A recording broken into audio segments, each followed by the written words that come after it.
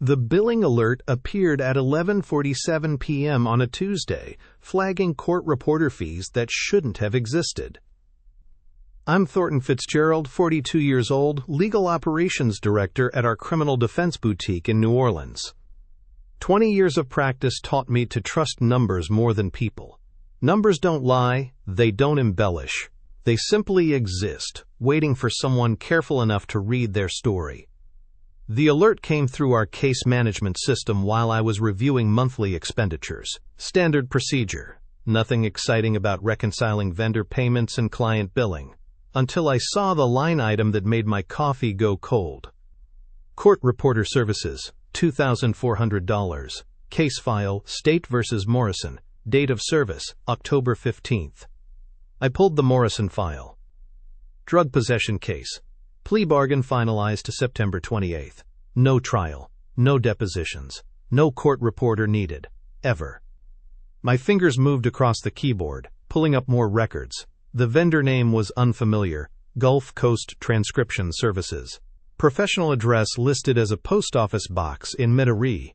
I'd worked with every major court reporting service in the greater New Orleans area. This wasn't one of them.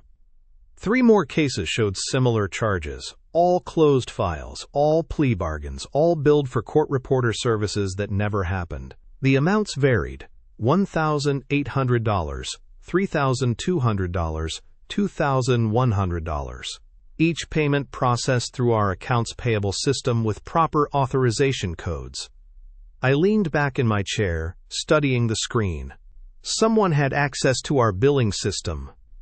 Someone who understood our case management protocols well enough to bury fraudulent charges in closed files where they'd likely go unnoticed during routine audits. The authorization codes bothered me most. Each payment required dual approval, one from case management, another from financial oversight. I recognized my own digital signature on the financial approvals, but I'd never seen these invoices before tonight. I pulled up the digital audit trail. Each invoice had been uploaded to our system between 2 a.m. and 4 a.m. on various weekdays over the past 6 months. The uploads came from within our network. Someone with legitimate access credentials was systematically billing our clients for services that never existed. My phone buzzed. Text message from Mitchell Dresden, our AI compliance officer. Working late again? Saw your system access. Everything okay? I stared at the message. Our office building security system logged all after-hours access. Mitchell would know I was here. But how did he know I was in the billing system specifically? That level of monitoring wasn't standard protocol. I typed back, just catching up on monthly reviews, nothing urgent. His response came immediately, good. Those vendor reconciliations can be tricky. Let me know if you need help with anything unusual. The word unusual felt deliberate, like he knew exactly what I'd found. I saved the billing records to an encrypted drive and closed the case management system. The office felt different now, quieter. The familiar hum of servers and climate control seemed amplified in the darkness beyond my desk lamp. 20 years of practice. Hundreds of cases. Thousands of hours building trust with partners, clients, and staff. But someone in our firm was stealing from our clients, and they knew I was getting close to the truth. The shell vendor scheme started 18 months ago, right after we upgraded our case management system. I should have seen the connection sooner. Mitchell Dresden joined our firm 2 years ago as AI compliance officer, a position we created after the Louisiana State Bar mandated technology oversight for criminal defense practices. His credentials were impeccable. Computer science degree from Tulane, law degree from LSU, 5 years at a Big Four consulting firm specializing in legal technology implementations. I'd been the one who recommended hiring him. The partners trusted my judgment on technology matters. As legal operations director, I'd overseen 3 major system upgrades in 5 years. When Mitchell proposed implementing automated billing reconciliation and AI-powered case file management, I supported the initiative. The efficiency gains were undeniable. This will revolutionize how we handle discovery and billing, Mitchell had explained during his presentation to the partnership. Automated vendor management, real-time expense tracking, predictive case budgeting will be ahead of every other criminal defense boutique in New Orleans. The partners approved his proposal unanimously. I warned them about rushing implementation without proper oversight protocols, but the potential cost savings and competitive advantages outweighed my concerns about moving too fast. Mitchell assured us he'd build comprehensive audit trails into every system component. He'd kept that promise. The audit trails were comprehensive. They just pointed to the wrong person. Over the following weeks, I reconstructed the timeline. The first fraudulent court reporter invoice appeared 3 weeks after our new system went live. Small amount, $847 for a preliminary hearing transcript in a drug possession case. The invoice looked legitimate. Proper formatting, realistic hourly rates, case number references that matched our files. But the court reporter didn't exist. I'd discovered this by accident while preparing a motion in limine for a similar case. I needed to reference testimony from that preliminary hearing. When I contacted the court reporter listed on the invoice, the phone number was disconnected. The business address led to a vacant office space in Metairie. That's when I started digging deeper. The pattern emerged slowly. Fraudulent invoices appeared only in closed cases, typically 6 to 8 weeks after final disposition.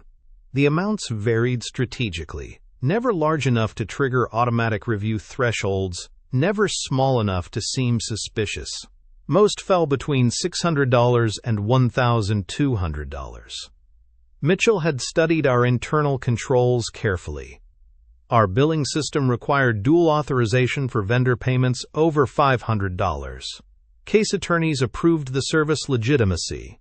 Financial oversight approved the payment processing. I'd been unknowingly authorizing payments for services I assumed the case attorneys had verified. The case attorneys assumed I'd verified the vendor credentials.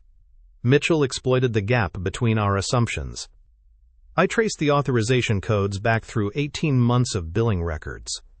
Every fraudulent invoice bore the same digital fingerprint, uploaded during overnight hours when the office was empty, processed through automated workflows that Mitchell had designed, approved through authorization chains that Mitchell had programmed. He'd created a perfect system for stealing from our clients. The shell vendors were masterfully constructed: Transcription Services LLC, Legal Documentation Partners, Court Reporting Solutions. Each had legitimate-looking websites, professional email addresses, and business registrations filed with the Louisiana Secretary of State. The registration addresses were mail forwarding services, the phone numbers routed to voicemail systems that played generic professional greetings. Mitchell had built an entire ecosystem of fake businesses. But he'd made one crucial mistake. The bank account information for all shell vendors traced back to a single routing number: First National Bank of Louisiana, Downtown Branch.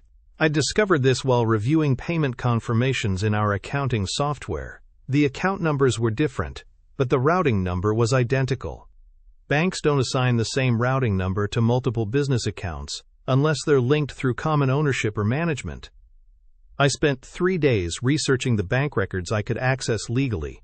The shell vendor accounts had been opened within a 2-week period, all using the same business formation service, all listing the same registered agent, a corporate services company that specialized in anonymous business structures. Someone had invested significant time and money into this operation. The total theft exceeded $180,000 across 47 fraudulent invoices. Not enough to bankrupt our firm, but enough to impact our clients' trust and our professional reputation if discovered publicly. Mitchell had calculated the amounts carefully, staying below thresholds that would trigger automatic audits or partner attention. He understood our business better than most of our attorneys. I needed proof that would hold up in court. Digital evidence could be manipulated or explained away. I needed something concrete that directly connected Mitchell to the shell vendors. The breakthrough came from an unexpected source. Our office manager, Isadora Blackwood, mentioned during a casual conversation that she'd seen Mitchell working late several nights recently, always in the billing department. She'd assumed he was troubleshooting system issues, but the timing matched exactly with the overnight invoice uploads I'd identified in the audit logs. "He's been here past midnight at least 6 times this month," Isadora said, always says he's running system maintenance, but the maintenance logs don't show any scheduled work. I checked the building's security access records. Mitchell's keycard had been used to enter the billing department at 2:17 a.m., on the same night the most recent fraudulent invoice was uploaded. The system logs showed his user credentials accessing the vendor management portal at 2:23 a.m. He was stealing from us in real time. I confronted him the next morning in his office. Direct approach. No accusations, just questions about the vendor reconciliation discrepancies I'd discovered. "These court reporter invoices don't match our case files," I said, placing printouts on his desk. "The vendors aren't responding to follow-up requests. Have you noticed any issues with the automated billing system?" Mitchell's response was perfect. Concerned, but not defensive. Professional curiosity about potential system glitches. Immediate offers to investigate the discrepancies and implement additional verification protocols. "This is exactly why we need robust AI oversight," he said, studying the invoices. "Human error in vendor management can create these kinds of gaps. I'll run a comprehensive audit of all vendor relationships and payment authorizations." He was offering to investigate his own crimes. But I caught the tell. When he picked up the invoice from Transcription Services LLC, his eyes moved directly to the account number at the bottom. Not the vendor name, not the service description, not the case reference. The account number. Like he was confirming something he already knew. That afternoon, I installed monitoring software on my computer and began documenting every interaction with Mitchell. If he was accessing my system remotely to track my investigation, I wanted evidence. The monitoring software detected unauthorized access attempts within hours. Someone was trying to access my encrypted files using administrative credentials. The attempts came from Mitchell's workstation. He was using his AI compliance officer privileges to monitor my investigation of his own theft scheme. I had him. The confrontation required precision. No room for Mitchell to destroy evidence or manipulate the narrative. I scheduled a partner meeting for Friday morning, giving myself 48 hours to compile an airtight case. I worked through Thursday night, cross-referencing every fraudulent invoice with case management logs, security footage, and financial records. The pattern was devastating. Mitchell had created 17 shell vendors over 8 months, billing for court reporting services that never existed. Total theft, $127,400. The evidence file grew to 43 pages, bank routing numbers for accounts Mitchell controlled. Timestamps showing his after-hours access to billing systems, email chains where he recommended specific vendors to our accounting department, screenshots of his remote access attempts to my encrypted investigation files. Friday morning arrived with typical New Orleans humidity. The partners gathered in our main conference room: Isadora Dresden, our managing partner, and 2 senior associates. Mitchell entered last, carrying his tablet and wearing the same confident expression he'd maintained all week. "We have a serious problem," I began, distributing copies of my evidence summary. "Someone has been systematically defrauding the firm through fake court reporter invoices." Isadora's face hardened as she scanned the financial data. "How much are we talking about?" $127,400 over 8 months. The room went silent. Mitchell leaned forward, studying his copy with apparent concern. "This is exactly the kind of sophisticated fraud our AI systems are designed to detect," he said. "Have you identified the perpetrator?" "Yes." I opened my laptop and activated the presentation screen. "The person responsible is sitting in this room." Mitchell's expression didn't change, but his tablet screen went dark. He'd just triggered some kind of emergency protocol. "The evidence shows systematic access to vendor management systems using administrative credentials," I continued. "Security logs confirm after-hours building access. Bank records trace payments to accounts controlled by the perpetrator." Isadora was already reaching for her phone. "Should I call the police?" "Not yet. Let's hear what Mitchell has to say." He looked up from his tablet, meeting my eyes directly. "You're accusing me of embezzlement?" "I'm presenting evidence of embezzlement. The accusations speak for themselves." Mitchell stood slowly, straightening his jacket.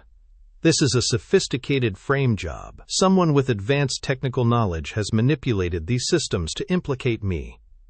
The real perpetrator is using my credentials to cover their tracks. Explain the bank accounts, I said. Identity theft. Someone opened accounts using my personal information. Explain the security footage showing you entering the building at 2:17 a.m. I often work late on compliance audits. That's documented in my employment agreement. Isadora was taking notes, her expression unreadable. Mitchell, you're suspended pending investigation. Surrender your building access card and all firm devices. He complied without protest, placing his keycard and tablet on the conference table. I'll cooperate fully with any investigation. My legal counsel will be in touch. After Mitchell left, I outlined the next steps. We need to contact the Legal Billing Oversight and Enforcement Unit. This level of systematic fraud requires professional investigation. What about our clients? Isadora asked. If this becomes public, we report it properly and demonstrate our commitment to ethical practice. The alternative is worse. I called the disciplinary case review office that afternoon. Marcus Reed, the assigned specialist, scheduled an emergency review for Monday morning. His preliminary questions focused on our internal controls and discovery timeline. How long was this scheme operational before detection? Reed asked. 8 months. Possibly longer. We're still auditing historical records. What measures did your firm have in place to prevent this type of fraud? Standard vendor verification protocols. The perpetrator circumvented them using administrative access privileges. Reed's investigation moved quickly. By Wednesday, he'd subpoenaed Mitchell's bank records and obtained warrants for his personal devices. The evidence was overwhelming. Mitchell had used his AI compliance position to identify weaknesses in our billing systems, then exploited those weaknesses systematically. The shell vendor scheme was more sophisticated than I'd initially realized. Mitchell had created fake business registrations, established bank accounts using stolen identities, and built a network of fraudulent court reporting companies. He'd even generated fake invoices with realistic case references and billing codes. But his mistake was getting greedy. The $127,400 he'd stolen represented just the beginning. Reed's investigation uncovered evidence that Mitchell was planning to expand the scheme to other law firms. He'd been using his position to study billing vulnerabilities across the legal industry. He wasn't just stealing from you, Reed explained during our follow-up meeting. He was building a blueprint for systematic fraud targeting criminal defense practices throughout Louisiana. The criminal charges came down Friday afternoon. Wire fraud, identity theft, computer crimes, and embezzlement. Mitchell was arrested at his apartment, where investigators found detailed files on dozens of law firms and their billing systems. Our clients took the news better than expected. Most appreciated our transparency and quick action. 2 clients filed malpractice claims, but our insurance covered the settlements. The stolen funds were recovered through asset forfeiture. Isadora implemented new security protocols immediately. Dual authorization for all vendor payments, monthly billing audits, restricted administrative access. No single person could approve payments above $5,000. We should have caught this sooner, she said during our post-crisis review. Maybe, but we caught it before he expanded to other firms. Reed said our investigation prevented millions in additional fraud. The bar disciplinary hearing was scheduled for December. Mitchell's law license would be suspended pending criminal trial. His AI compliance certifications were already revoked. I testified at his preliminary hearing in November. The prosecutor presented our evidence methodically. Bank records, security footage, system logs, email chains. Mitchell's defense attorney argued entrapment and prosecutorial overreach, but the evidence was too comprehensive. Mitchell pled guilty to reduced charges in exchange for cooperation with ongoing investigations. He received 18 months in federal prison and full restitution requirements. His law license was permanently revoked. The case made legal news throughout Louisiana. AI compliance officer defrauds law firm using advanced technology ran in the State Bar Journal. Other firms began auditing their own billing systems and vendor relationships. Reed's final report praised our investigation and cooperation. The firm's prompt action and thorough documentation prevented significant additional losses and aided in the prosecution of a sophisticated fraud scheme. But the real victory was smaller. Our team had survived intact. Trust was rebuilt through transparency and improved systems. We'd proven that ethical practice could withstand internal threats. The silence in Mitchell's empty office felt different now. Not suspicious, just empty. 6 months later, I stood in my new office overlooking Magazine Street. The morning light filtered through tall windows, casting long shadows across polished hardwood floors. My nameplate read Thornton Fitzgerald, Managing Partner, in simple brass lettering. Starting my own practice felt like the natural conclusion to everything that had happened. 3 former colleagues joined me, including Isadora Dresden, who became our Chief Operating Officer. We specialized in white-collar criminal defense with an emphasis on legal ethics violations. The Mitchell-Dresden case had taught us valuable lessons about trust and verification. Our new firm implemented security protocols from day one. Every vendor was verified through multiple databases. All payments required dual authorization. Monthly audits were mandatory, not optional. The Louisiana State Bar Association invited me to speak at their annual ethics conference in March. My presentation focused on internal fraud detection and prevention. The audience of attorneys listened intently as I described the warning signs we'd missed and the systems that eventually caught Mitchell's scheme. Technology can enable fraud, but it can also prevent it, I told them. The key is understanding both capabilities. After the conference, several firms hired us to conduct security audits of their billing systems. We discovered irregularities at 2 other practices, though nothing as sophisticated as Mitchell's operation.